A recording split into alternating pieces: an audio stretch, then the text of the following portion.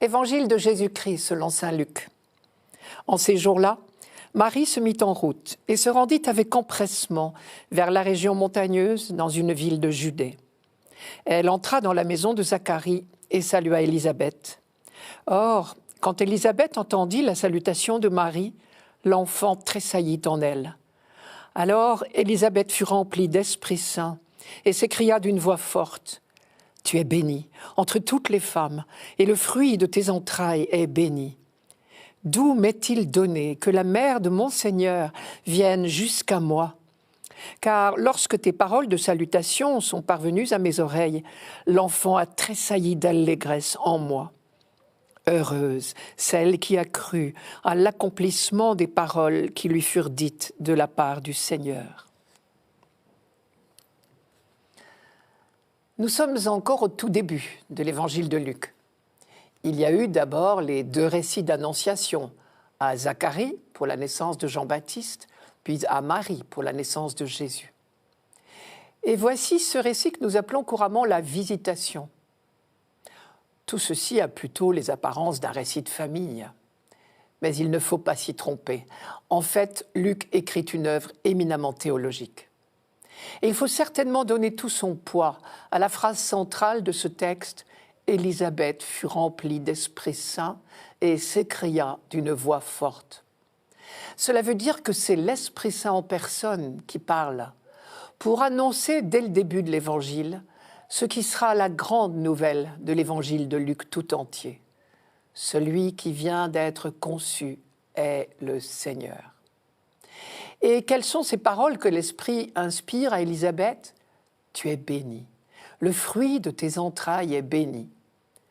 Ce qui veut dire Dieu agit en toi et par toi. Et Dieu agit en ton Fils et par ton Fils. Comme toujours, l'Esprit Saint est celui qui nous permet de découvrir dans nos vies et dans celles des autres, tous les autres, la trace de l'œuvre de Dieu. Au passage, on ne peut pas s'empêcher de comparer la force de parole d'Élisabeth au mutisme de Zacharie. Parce qu'elle est remplie de l'Esprit Saint, Élisabeth a la force de parler. Tandis que vous vous en souvenez, Zacharie ne savait plus parler après le passage de l'ange parce qu'il avait douté des paroles qui lui annonçaient la naissance de Jean-Baptiste. Quant au futur Jean-Baptiste, lui aussi, il manifeste sa joie. Élisabeth nous dit qu'il tressaille d'allégresse dans son sein dès qu'il entend la voix de Marie. Il faut dire que lui aussi est rempli de l'Esprit Saint. Rappelez-vous les paroles de l'ange à Zacharie. « Sois sans crainte, Zacharie, car ta prière a été exaucée. Ta femme Élisabeth t'enfantera un fils, et tu lui donneras le nom de Jean. Tu en auras joie et allégresse, et beaucoup se réjouiront de sa naissance. Il sera rempli de l'Esprit Saint dès le sein de sa mère. » Je reviens aux paroles d'Élisabeth. « D'où m'est-il donné que la mère de mon Seigneur vienne jusqu'à moi ?» Cela nous renvoie à un épisode de l'Ancien Testament, l'arrivée de l'Arche d'Alliance à Jérusalem. C'est au 2e livre de Samuel. Lorsque David se fut installé comme roi à Jérusalem, lorsqu'il eut un palais digne du roi d'Israël, il envisagea de faire monter le précieux coffre de l'Arche d'Alliance dans cette nouvelle capitale. Mais il était partagé entre la ferveur et la crainte. Il y eut donc une première étape dans l'enthousiasme et la joie. Je cite, « David réunit toute l'élite d'Israël, 30 000 hommes. Et David se mit en route et partit, lui et tout le peuple qui était avec lui, pour faire monter l'arche de Dieu.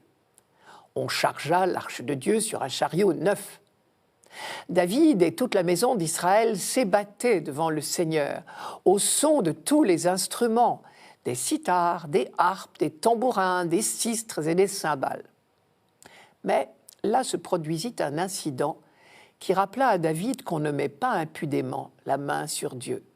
Un homme qui avait mis la main sur l'arche, sans y être habilité, mourut aussitôt.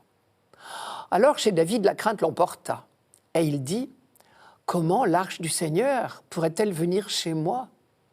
Et du coup, le voyage s'arrêta là. David crut plus prudent de renoncer à son projet et remit à l'arche dans la maison d'un certain Oved-Édom, où elle resta 3 mois. Mais là, il se produisit du nouveau. La rumeur publique disait que la présence de l'arche apportait le bonheur à cette maison.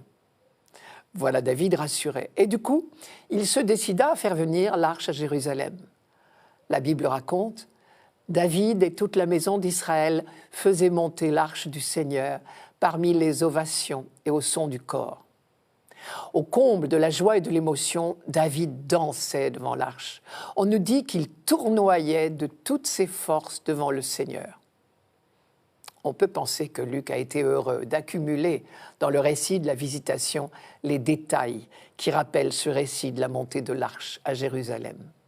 Les 2 voyages, celui de l'arche, celui de Marie, se déroulent dans la même région, les collines de Judée. L'arche entre dans la maison d'Obed-Édom, elle y apporte le bonheur. Marie entre dans la maison de Zacharie et Élisabeth et y apporte le bonheur. L'arche reste 3 mois dans cette maison d'Obed-Édom. Marie restera 3 mois chez Élisabeth. Enfin, David dansait devant l'arche. Le texte nous dit qu'il sautait et tournoyait. Et Luc note que Jean-Baptiste bondit de joie devant Marie qui porte l'enfant. Tout ceci n'est pas fortuit, évidemment. Luc nous donne de contempler en Marie la nouvelle arche d'alliance. Or, l'arche d'alliance, rappelez-vous, c'était le lieu de la présence de Dieu. Marie porte donc en elle mystérieusement cette présence de Dieu. Désormais, Dieu habite notre humanité. Le Verbe s'est fait chair et il a habité parmi nous.